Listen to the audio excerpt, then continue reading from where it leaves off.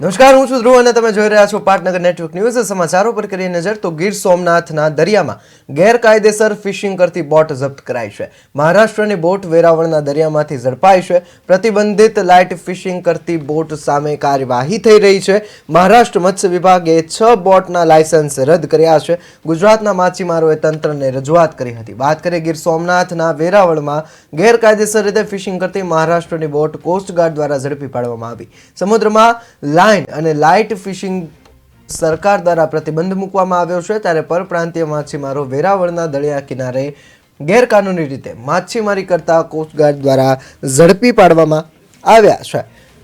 ત્યારે મહારાષ્ટ્ર મત્સ્ય વિભાગે આ 6 ફિશિંગ બોટના લાયસન્સ રદ કર્યા છે। આવનાર ગેરકાયદેસર રીતે પરપ્રાંતીય માછીમારો ગુજરાતના દરિયા કાંઠે જે છે માછીમારી કરતા હતા, જેથી આ માછીમારો વિરુદ્ધ ગુજરાતના માછીમારોએ તંત્રને રજૂઆત કરી, જે બાદ તંત્રએ પગલાં લીધા।